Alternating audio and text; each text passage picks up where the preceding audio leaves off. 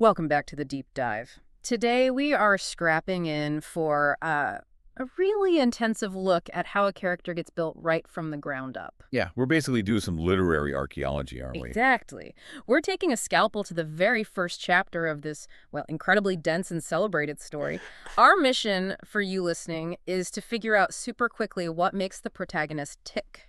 Understanding the time, the place, the whole socio-economic soup he's swimming in. Right. We're looking at Chen Ping'an. We've got these extensive excerpts from Sword Cometh, Chapter 1, Jingzai. And if you really want to get under the skin of a character, you got to start here in the rubble of where he comes from. And what's just, well, immediately fascinating is how much heavy lifting this opening chapter, Jingzai, actually does. It sets up the whole atmosphere, the cultural vibe, the conflict. Boom, right away. It's not just backstory dump, you know. It's like the air he breathes. And the title itself, Jingzai, what does that mean again? It translates literally as the awakening of insects. It's the third solar term in the traditional Chinese calendar. So it marks that moment when life and maybe trouble, creepy crawlies stirring starts up again after winter. That timing feels loaded already. It's about things emerging, but also maybe danger emerging too. Exactly. And the story pins it down even more specifically. The second day of the second lunar month, which is traditionally known as Dragon Heads Up. Okay.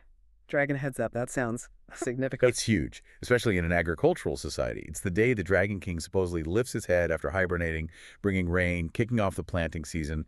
It symbolizes, like, power returning to the world. So a powerful symbolic day. But the setting, it doesn't quite match that grandeur, does it? Not at all. That's the contrast. Yeah. We're not in some grand capital waiting for a blessing. We're tucked away in this little corner of a small town called Mudvase Alley. Mudvase Alley. Even the name sounds humble, maybe broken. Yeah, it evokes exactly that. Cracked earth, discarded pottery shards, maybe. Poverty. And that's where we find our protagonist, Chen Ping'an.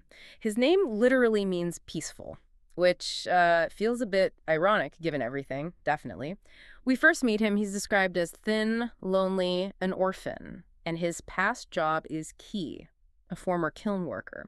But the story doesn't start with him working, right? It starts with something else. Yeah, that starts with this really captivating ancient ritual. It's the perfect way in, grounds him immediately in tradition, but also practicality. What's he doing? He's walking through his rundown little house holding two things, a burning candle and a peach branch. Simple, traditional tools. Okay, candle and peach branch. Why? It's not just superstition. It's like seasonal pest control. He's driving out the venomous creatures, snakes, scorpions, centipedes before spring really warms things up and they, infest the place. So it's this image, this young guy, poor, alone, trying to keep his small space clean, safe from actual physical threats. Right, but then the source material does something brilliant. It immediately twists that physical threat into social commentary. While he's doing the ritual, he's reciting this old chant. What does it say? It goes something like, second day of the second month, candlelight illuminates the beams, peach branch strikes the walls, nowhere for human snakes and insects to hide. Ah, human snakes and insects. There it is. Boom. That line tells you instantly the poison Chen Ping'an is worried about isn't just, actual scorpions. It's social. It's human toxicity in his environment. So he's doing this ritual to purify his house from bugs and from toxic people. The Jingzai, the awakening, it's the awakening of nature, but also human drama. Exactly. Both are stirring. Wow. Okay, so the world's waking up, the dragon supposedly raising its head, and Chen Ping'an, whose name means peace, is trying to ward off venomous creatures and people. That's quite a starting point. It really is. Sets the stage perfectly. So we need to shift now from that ritualistic, traditional moment to the cold, hard facts of his life, which seems defined by hard work, followed by sudden, total economic ruin. How does a whole town's livelihood just vanish like that? Well, to get the ruin, you first need to understand the prestige, the economic shield this town used to have. It wasn't just any ceramics dam. Right. They made special stuff. Special is an understatement. Their porcelain production was their status symbol, sure. But more than that, it was like a sovereign charm protecting them. Their fame came from one critical job. Since the dynasty began, they were tasked with supervising and firing sacrificial vessels for the ancestral mausoleum. Okay, stop there. Sacrificial vessels for the ancestral mausoleum. You can't overstate how important that is. That's not just pottery. That's tied to the emperors, the state's ritual legitimacy. Precisely. It's not about market demand. It's about divine sanction almost. That status meant guaranteed money from the state, protection from competitors, this kind of untouchable economic position. So their whole economy was basically state-sponsored and state-protected. Totally. They operated under the protective charm of official kiln manufacturing. Think of it like a state monopoly. Nothing could touch them. Until something did, yeah, that charm just vanished. The source uses the word lost, suddenly lost. And the fallout was instant, total. The town suddenly lost that official status, and bang! Surrounding dozens of kilns, ordered shut, fires out, by the government, overnight. Overnight. That's brutal. It's not a downturn. It's like an execution of the entire local economy. Yeah. A political decision from way up high just shatters everything. Yeah. Generations of work, the town's whole identity gone in a flash. And for Chen Ping'an, this young orphan, totally dependent on that system, the impact must have been immediate and catastrophic. Absolutely. He was literally swept out of work. Kicked out, basically. Forced back to this dilapidated old house in Mudface Alley. He's described as having a house empty of all valuables. Yeah. And it's crucial, right? He didn't lose his job because he was bad at it. His entire profession was just declared obsolete by some decree from far away. It feels like a betrayal, doesn't it? Yeah. The idea that if you work hard to learn a skill, the system supports you. Just evaporated.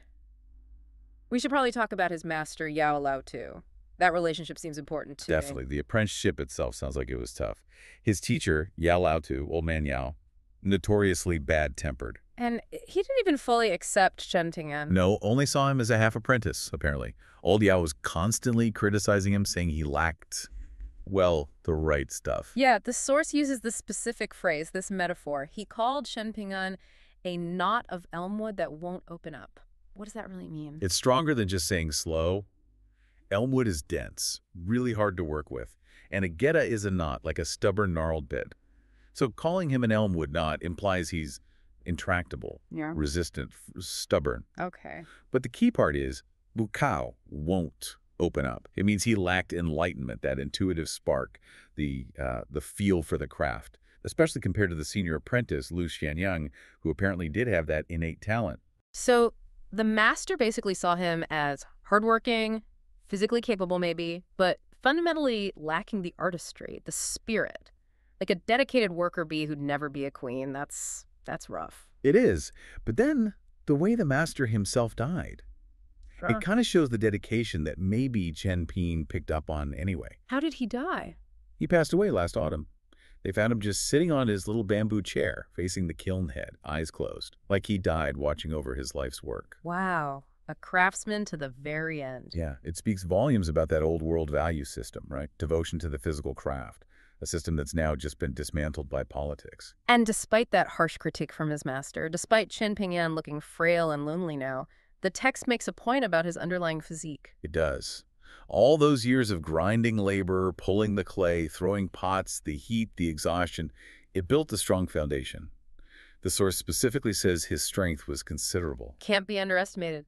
Exactly. So there's this duality, judged as weak or lacking insight, but physically resilient because of the very work he did. Yeah. And his dedication, apparently total.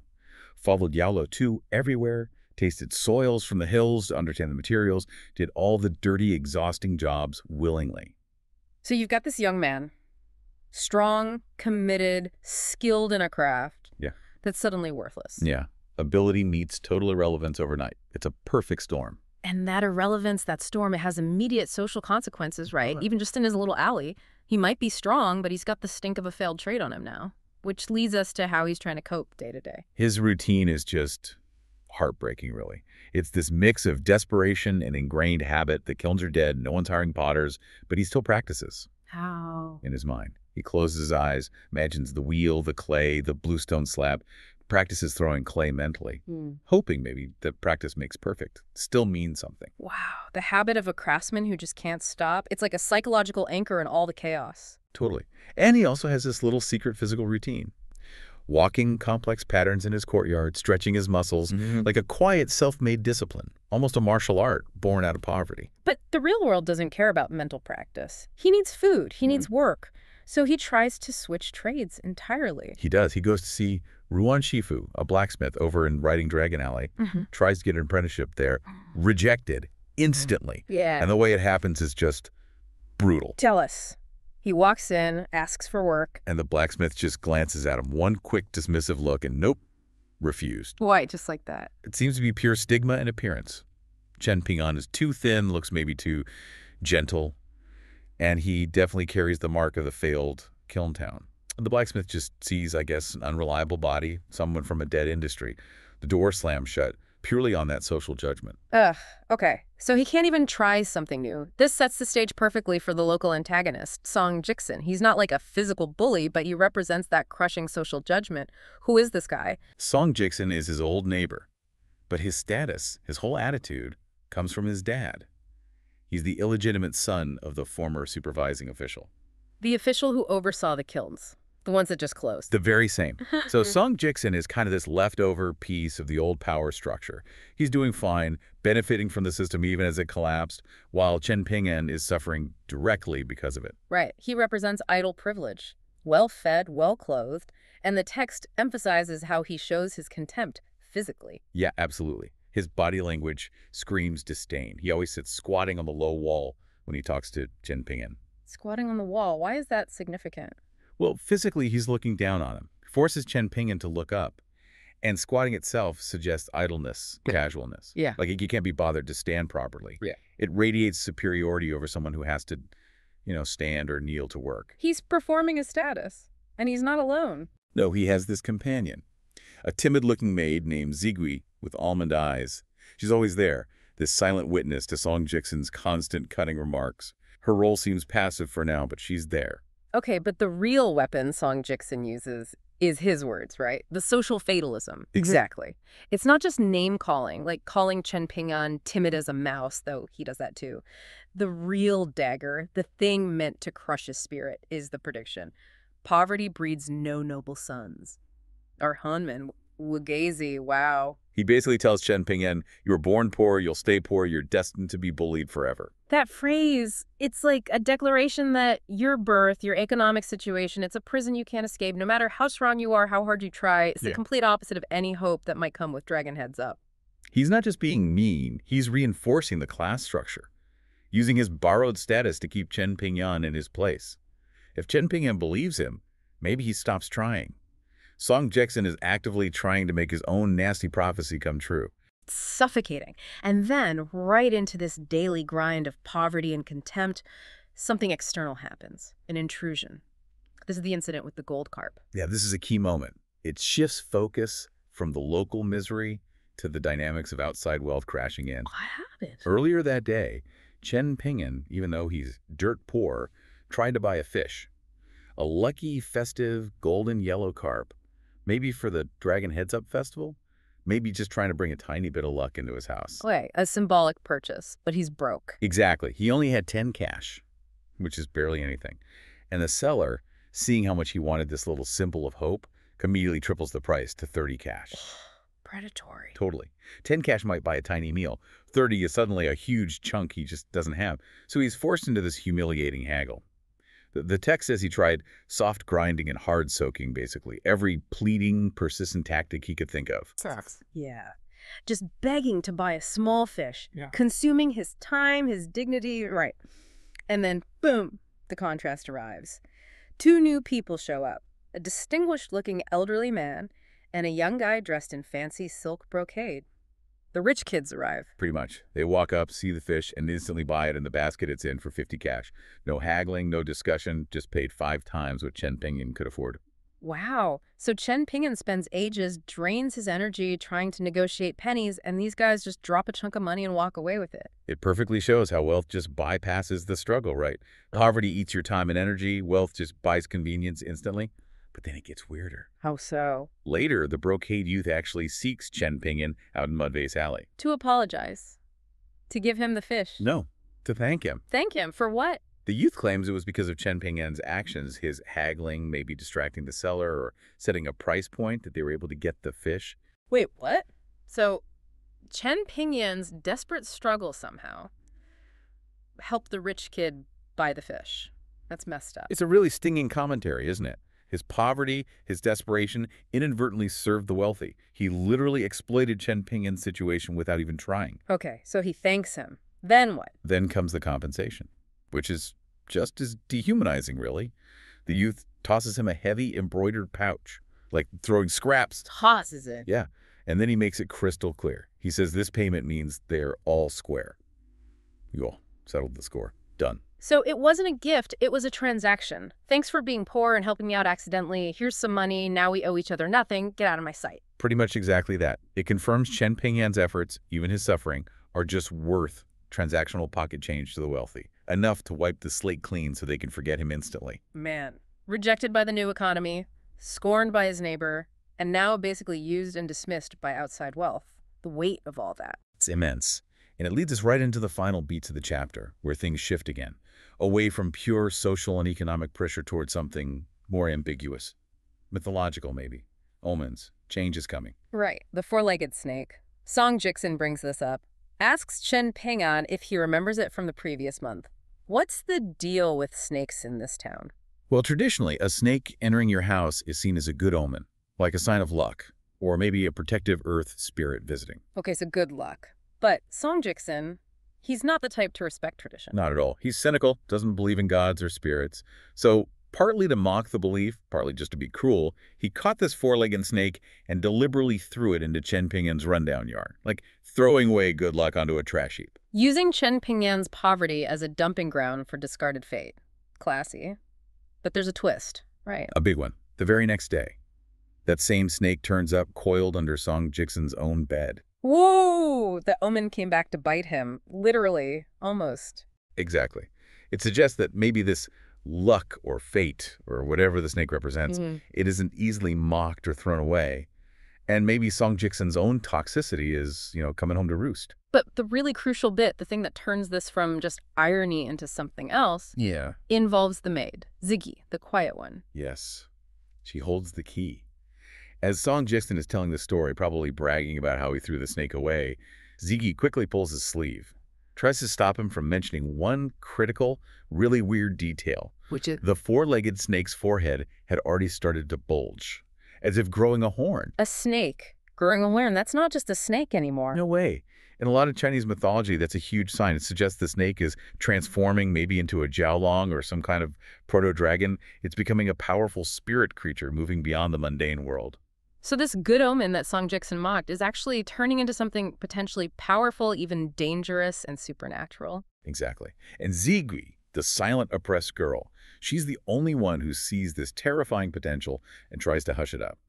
She senses the danger, not just the weirdness. It's this potent hint that Mudvase Alley, this place of poverty and contempt, is about to get crashed by forces way beyond local politics or kiln economics. Supernatural forces are stirring, just like the insects and the dragon. Following this creepy revelation, the human stuff starts shifting too. Yeah. Song Jixin casually tells Chen Ping'an that he and Ziggy are probably leaving next month. Maybe fleeing the horned snake omen, maybe his official, even if illegitimate dad is finally pulling them out. Either way, the social dynamic that's been tormenting Chen Ping'an, it's breaking apart. So, after all the judgment, timid mouse, poverty breeds no nobles, the carp incident, Chen Ping'an is left alone in his shack. How does the chapter end? It ends with him just lying there on his hard wooden plank bed, stripped of his job, judged by his neighbor, paid off and dismissed by the rich kid. Alone. But he does one last thing, right? A final act, yeah. It's quiet, but profound. He whispers this mantra to himself over and over. Shards of peace, years of safety. Smashed bits of peace, years of safety. What's the significance of that phrase?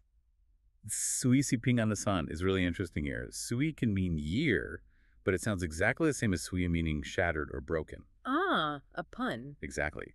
It's often said when something breaks, like a plate or a cup, as a wish for safety, turning the bad omen of breaking something into a blessing for peace year after year. So for Chen Ping'an, a former kiln worker whose town, whose livelihood, whose life has literally been smashed, repeating that phrase is incredibly powerful. Totally. He's acknowledging the brokenness, the shattered kilns, shattered hopes, maybe even shattered trust. But by repeating the blessing part, years of safety, he's insisting on holding on to that hope, taking the smashed pieces and willing them to still hold the possibility of peace. It's resilience forged in ruin. Wow. Yeah. So what we've got is a protagonist defined by loss, layer after layer. But that loss has built this core of physical strength, quiet dedication, and now this fierce, quiet insistence on hope. And the intrusion of the rich kids, the transforming snake. They signal that his predictable life of grinding poverty is about to get completely upended by forces that don't care about pottery skills or social status. Right. The old world, the world of craft and tradition represented by Yao Lao-Tu dying in his kiln, it's clashing hard with this new reality of arbitrary power, social cruelty, and now maybe the supernatural. So, connecting the dots, this deep dive shows Chen Ping'an isn't just defined by his skill, but by how he reacts to this overwhelming, unfair chaos. And maybe his training and hardship, the physical toughness, the patience his master criticized him for. Maybe that's ironically the only thing that's prepared him for a world where snakes grow horns under your bully neighbor's bed. So the very poverty song Jixon said would keep him down might actually be the thing that makes him strong enough to face whatever's coming. It's a definite possibility. Okay, so we'll leave you with this thought. Chen Ping'an's life has been all about things breaking, shattered kilns, shattered dreams, shattered social structures. Yet he ends this first chapter clinging to a wish for years of safety. Sui Sweetie Mianan. But when the Jingze, the awakening, brings not just spring buds, but horned snakes and human venom, how long can Chen Ping'an stay just peaceful? What happens when the shards finally force him to become sharp himself? The stage is definitely set. Our deep dive here is complete.